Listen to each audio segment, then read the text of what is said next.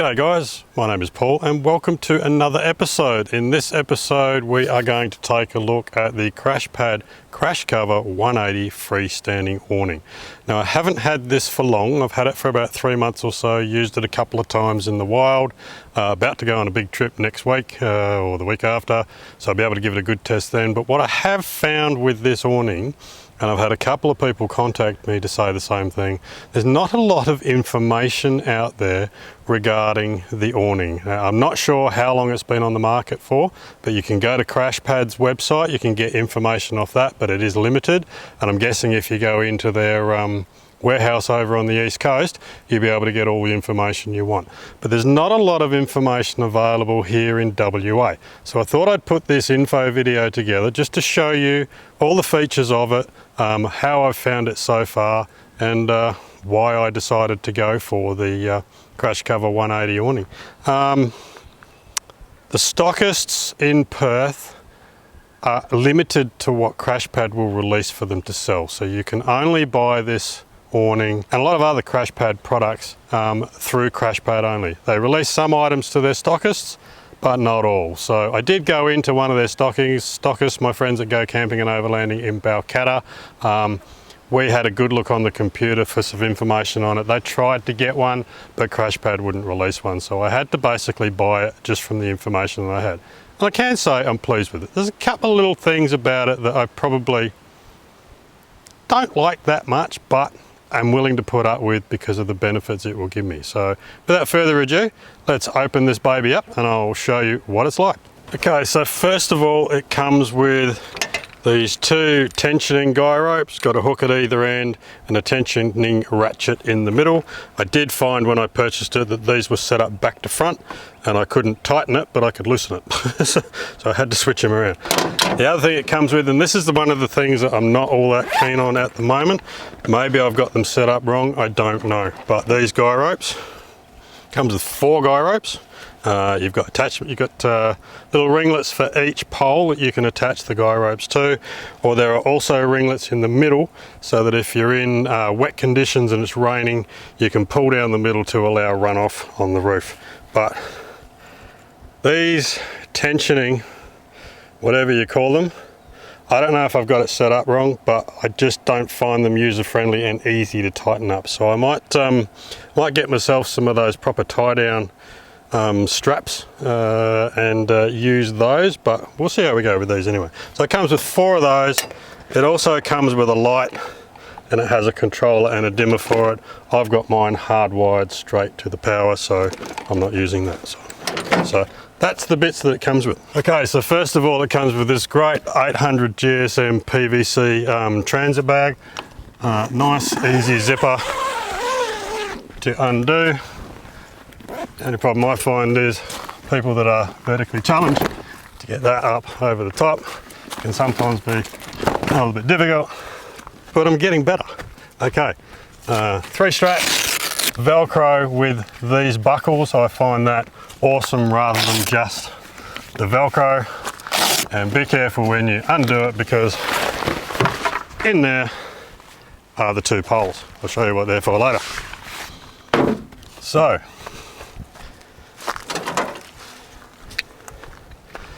we grab our ratchet thingamabob, what do you call it? Guy rope, that's what it's called. We hook it into that little bit there and simply pull it out, walk around, find yourself a spot to hook it up on your bull bar. Is there, and simply I'm actually gonna there and pull that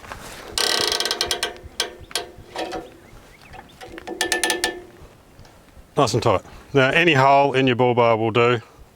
That sounds a bit wrong. And that's pretty tight. So that's the front done.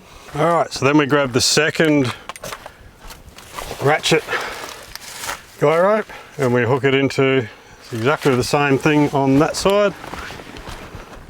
pull it straight out. Now normally I would hook these, not sure if I'm going to have enough room there, but I would normally hook this up to my roof rack, but what I found is it's very difficult to get tension on it. So seeing as I've got a tree here, I'm actually going to try hooking it around the tree. See if that makes any difference or makes it any easier or tighter.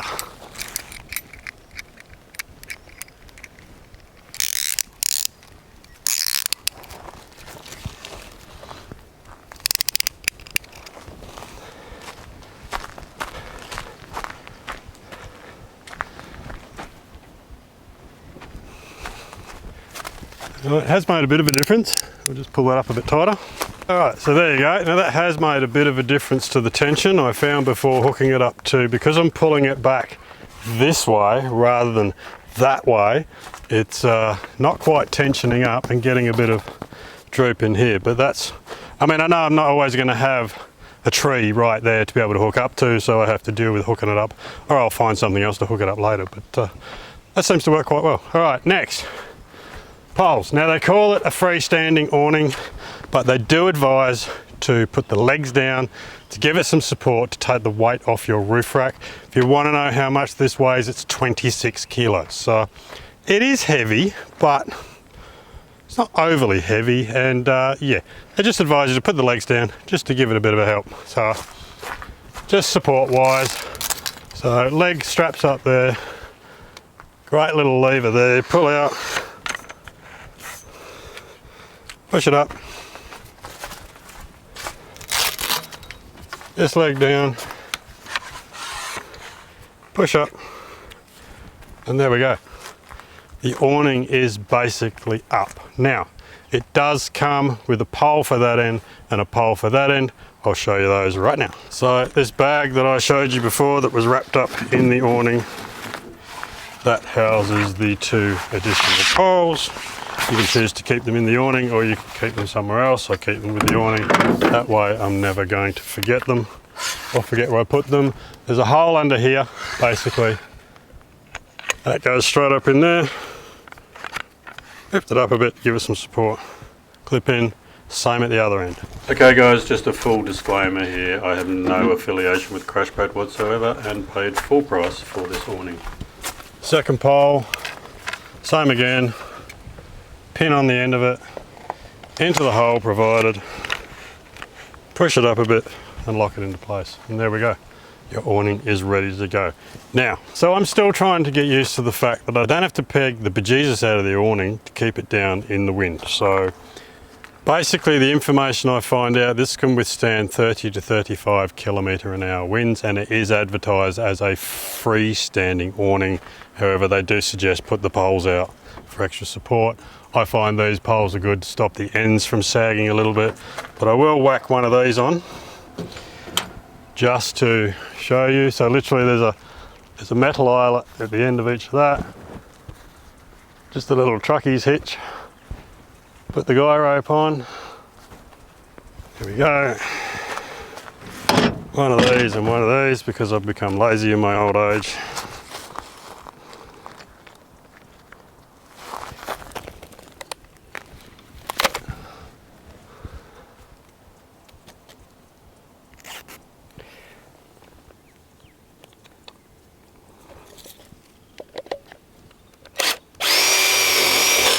And I happen to pick a spot where it's not going to go in. Let's try a different spot.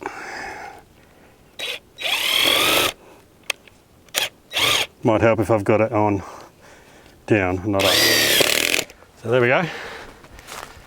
Now this is the bit that I don't like all that much. Now I've literally put that in so that it's tensioned up, but actually trying to undo these, and I don't know whether I've just got it round the wrong way or what it is. I'm trying to actually tension these up. I don't know, if you turn it around that way, there we go. It's not as bad, but yeah, I don't find those all that user friendly. I just don't. And of course, if I wanted to, we put another one on the front, but there's no point. I'm not setting up for camp. So that's the basic setup of the awning. Now I'll go through some statistics on it and tell you why I chose it. Also, as I said earlier, it does come with a light. So I've got this hardwired through the old wiring loom that runs across the back of here, down into the canopy and into my power box.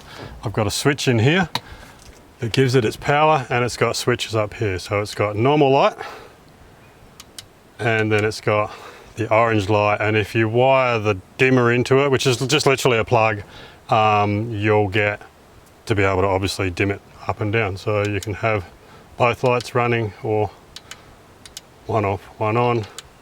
And I've got the double safety of having that switch there to turn it off, so that if it does accidentally turn on while it's in the awning bag, it's not going to drain my power. So there we go, that is the light.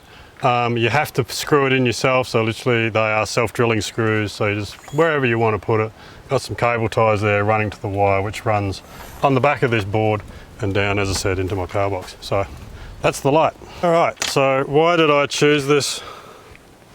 Why did I choose this awning?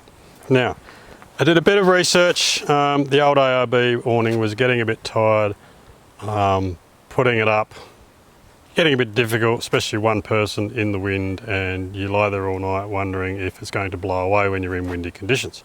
So, and when I've said in a previous video, when I came back from our big, the long way up trip, I found all the rivets that go across here that hold it all together in the bag were all broken, and that was the third time they were broken. So I thought that was it. I had decided before I went on that trip that I was going to replace it when I came back anyway, but that was just the final straw that said, yep, just do it. You've been putting it off for so long, just do it. So I had looked at other ones. I looked at the Darchi 180, I looked at the Motop 180 and a few others. I had a look down the path of Ironman, but I couldn't find a 180 in an Ironman, and a 270 just doesn't work for me coming off the roof rack there rather than canopy. Can't wrap a 270 round because you'll hit the back of the car. So I had to go 180. Now, what I wanted to replicate was this footprint under here. I wanted to get as close as I could to this square footprint under here. Now, just looking at that pole, I've noticed it's just lifted just a little bit. So just lengthen that post just a little bit. That one's all right. Yeah, that post just lifted a little bit. I have got that side pegged down, so that should be okay. Anyhow, yeah, I wanted to replicate this footprint. I've always had a 2.5 by 2.5 square plus an awning wall out there, which allowed me to tuck the swag in there and still have this footprint for shade, for shelter in the winter, for cooking under, for sitting under, for doing whatever I wanted under. I wanted to get as close as I could with that, and with the other awnings, I couldn't find that. I could find 2 meters by 2 meters. Some of them were a little bit bigger. When I looked at this one, it has 2.4 that way, which is 100 mil shorter than the ARB one. So 100 mil. Tick. It comes out here to here, 2.35. It's 150 mil shorter. Tick. Close enough. It goes 2.4 that way, 2.4 that way, and I forget the measurement from there to there. I do have it on my phone. This measurement here is 3.25 and the same there. So all up underneath here, I have got 11.3 square meters of coverage, which is awesome. And as I was elated to on the first trip that I went on, I just found it did what I wanted to do. I was able to tuck my swag in here. Now I have got an awning wall coming. When I ordered this and this came 3 months ago, I also wanted to order an awning wall, and they were out of stock with a 3-month lead time. So I've kept an eye on their website, and they had a pre-order come up 2 weeks ago, 3 weeks ago. So I ordered one.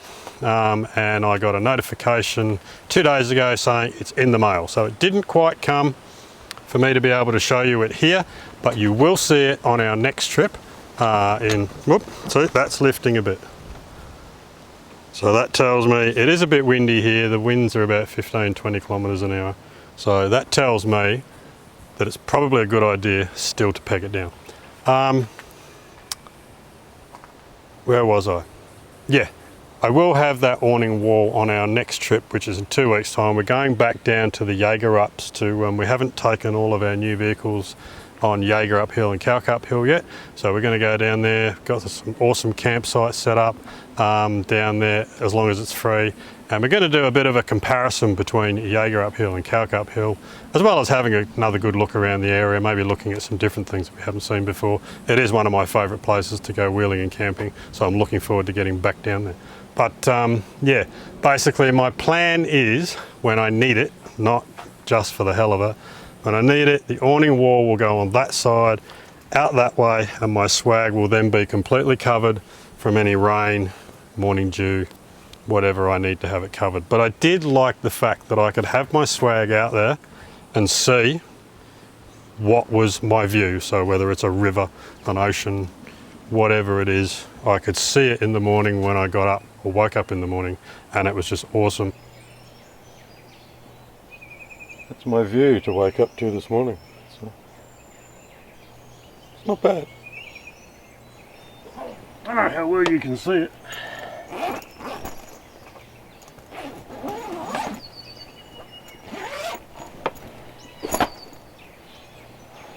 Check that out. Huh? Pretty awesome, eh?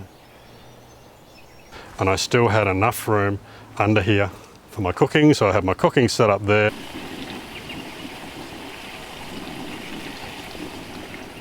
Which was great. That worked really well, plus it worked really well for camera angles as well. In my old setup, I found the swag here, table there, I had the camera in the corner trying to cook things and do things underneath the awning on camera. It was very difficult, but now I've just found it's opened it up so much. Now, the last thing on this awning, forgive me for going back to my phone, I've told you it weighs 26 kilos. The canvas is 280 GSM canvas, so it's quite solid, it's quite thick. Alloy swivel hinge system in here, that's quite sturdy in here. And full flat filled seam, so there you go. That's as I said, there's not a lot available on the website. There's some pictures, there's some dimensions, some other bits and pieces that tell you about the awning, but there's not a lot, and you can't actually physically go and have a look at it. So as I said, I've had someone come round to my house, they contacted me on Instagram, wanted to have a look at it, wanted to get some measurements for it for their camper trailer. More than welcome to come around and have a look at it. So if you're not quite sure on it, drop me a message and I'd be happy to answer any questions that you may have. And I think that might be pretty much it. I am happy with it. As I said, the only two things I don't like about it was those guy ropes are not that easy to use, so I'm going to get some tie down straps. The other one was tensioning it up off the roof rack. I found this a little bit saggy, but now I've done it that way, I find that doesn't sag at all. So be interesting to see how it goes in the wet, whether it pulls or whether it runs off. I'd imagine, so you've got the tie downs here for guy ropes to pull that down so that you don't pull in here. But yeah, I'm looking forward to getting plenty of years use out of this, so we'll see how it goes, and I'm really looking forward to getting down to the Jaeger ups and trying it out down there. So we will pack it away now. I'll show you how easily it packs away, and we'll get out of here. All right.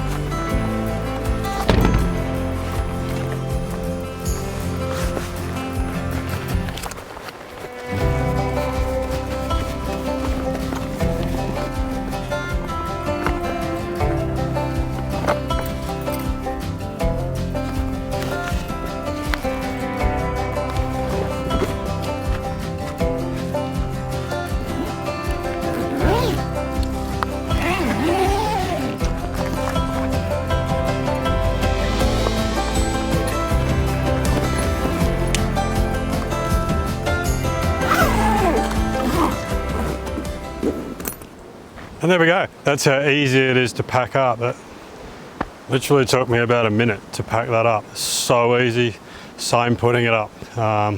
Obviously, if you're going to put out all the guy ropes, awning walls, it's going to take you a little bit longer. But if you just want a quick bit of shade, it's so easy to put up. Looking forward to testing it out in the wild. As I said, you are more than welcome to contact me through Messenger or DM me through Instagram. If you want to know anything about this awning, by the time this video drops, I would have used it in the wild for at least another 3 months. So I would I'll be able to give you some good idea on how it holds up. So, but for now, yeah, I'm quite happy. All right, guys, thank you so much for watching. If you want to help me out with these videos, jump onto your laptop, head over to YouTube, hit that join button, and you can become a member for gold class and higher, and you'll get to see these videos before they drop to the public. You can only do it through your laptop. You cannot do it through the app on your mobile device.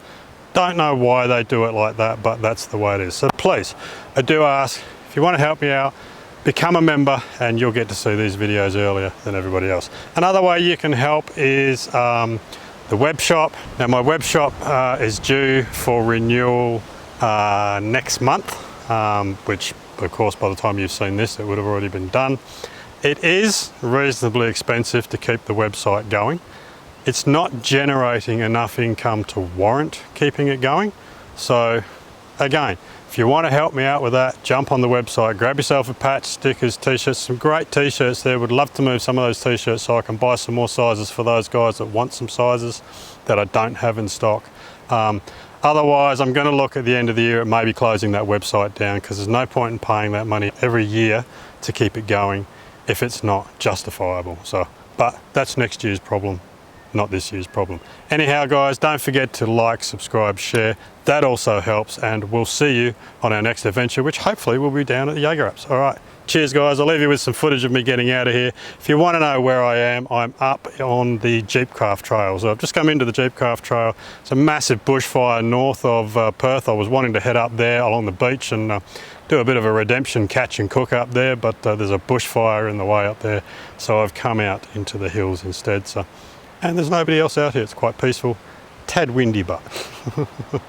All right, guys, I'll leave you with this footage. Again, thank you so much for watching, and we'll see you in the next one. Cheers. All right, guys, another way you can help out the channel is to head on over to Salty Captain, www.saltycaptain.com.au. Grab yourself some awesome cleaning products. Use the affiliate code PaulG15 and you'll get 15% off all of your products, and I will get a little bit to help me with my content.